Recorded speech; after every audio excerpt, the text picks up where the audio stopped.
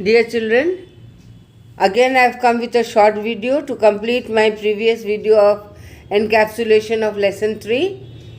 The different strands of those who participated in the non-cooperation movement, 2 points were left.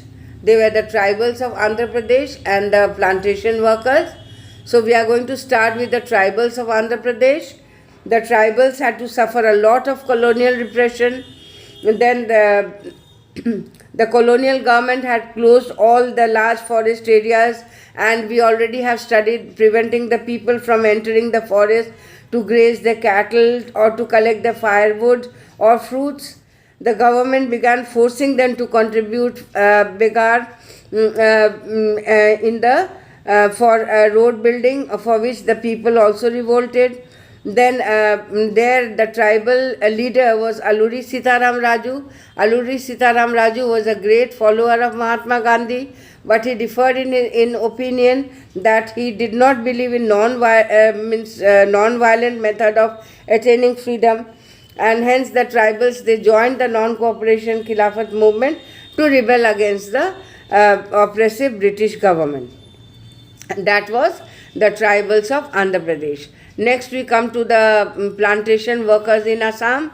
We all know that the plantation workers in Assam, for them the freedom or the notion of Swaraj meant the right to move freely in and out of the confined space in which they were enclosed. It meant they wanted a link with the village from which they belonged. But under the Inland Immigration Act of 1859, they were not permitted to leave their workplace or the tea gardens without permission, and in fact they were very rarely granted permission. So they joined the non-cooperation movement with the hope to get rid of the colonial repression, and that was the plantation workers of Assam. Now we have come to an end with the different strands who participated in the movement. The next important movement was the Chauri Chaura incident. The Chauri Chaura incident took place in 1922. In February 1922 at Chauri Chaura in UP, a peaceful demonstration turned into a violent clash with the British police. As a result, the mob torched the police station at Chauri Chaura, killing 22 policemen. Seeing this violence spread, Gandhiji decided to withdraw the movement, as he felt the satyagrahis needed proper training before they were ready for any kind of mass movement. Now next we come to the Salt March. We all know that the Salt March started from Sabarmati Ashram to Dandi. Mahatma Gandhi found in salt a very powerful symbol that could unite the nation. So on 31st of January 1930, he sent a letter to Viceroy Irwin demanding his 11 demands. The most important of all the demands was the abolition of salt tax, which was consumed by the rich and the poor alike. It was one of the most essential food items. The main concern was the tax on the salt and the government's monopoly over its production. So when Mahatma Gandhi found that Lord Irwin was unwilling to negotiate, he started his most famous march accompanied by 78 of his trusted volunteers. The march was over 240 miles from Sabarmati Ashram to Dandi. The volunteers walked 24 days, 10 miles per day. So on 6th of April, he reached Dandi and very ceremonially violated the law, manufacturing salt by boiling the seawater. This marked the beginning of the civil disobedience movement. Next we come to the sense of collective belonging. Children, this topic is very important, as the question can come, how can the sense of collective belonging be linked with nationalism?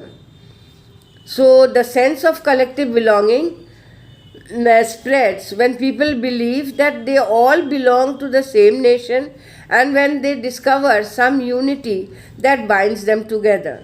So what were they? They were history, they were fiction, they were folklore, songs, popular prints, symbols, and they all played a very important part in spreading nationalism. Now the image of Bharat Mata created by Bankim Chandra Chattopadhyay. If the question comes in 5 marks answer, you have to write point wise, all the points together. The image, Vande Mataram, a hymn to the motherland. The famous image of Bharat Mata painted by Rabindranath Tagore, whose Bharat Mata is portrayed as an ascetic figure, calm and composed, divine and spiritual. In Bengal, Rabindranath began collecting ballads, nursery rhymes for folk revival. During the Swadeshi movement in Bengal, the tricolour flag was designed with 8 lotus representing the 8 provinces of British India and the crescent moon representing the Hindus and the Muslims. In 1921, Gandhiji designed the Swaraj flag, which had a spinning wheel at the center, representing the Gandhian ideal of self-help. So this was the sense of collective belonging, children. Point-wise, you should learn the points to write a complete answer. Now we are going to just revise Pune Pact. What was the Pune Pact? The Pune Pact was signed between Mahatma Gandhi and B.R. Ambedkar. Where was it signed? It was signed at Pune and B.R. Ambedkar in September 1932. It gave the depressed classes the reserved seats in provincial as well as the Central Legislative Council. Now the last point is what were some of the demands of Gandhi-Irwin Pact?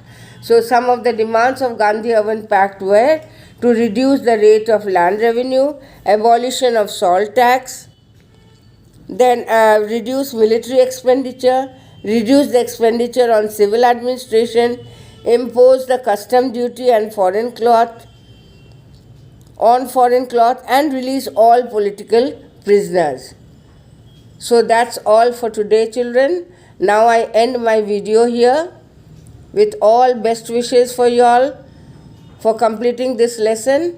Revise well because this is a very important chapter, and please subscribe to my channel.